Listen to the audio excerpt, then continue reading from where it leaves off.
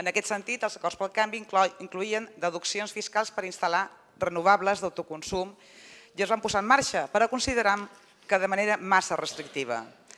Per això demanam que s'ampliïn els beneficiaris, que s'ampliï a les rendes mitjanes perquè puguin accedir a aquestes deduccions perquè són en benefici, no només per a les famílies, sinó per l'aposta per les energies renovables i la lluita contra el canvi climàtic.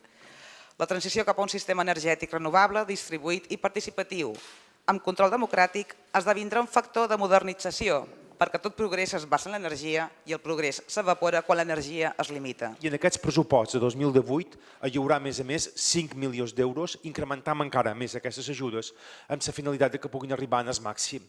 La nostra aposta per s'incrementen les renovables crec que és evident, així seguim fent feina i molt prest en la llei de canvi climàtic veuran vostès també noves mesures que afavoriran aquesta aposta per les energies renovables. Moltes gràcies.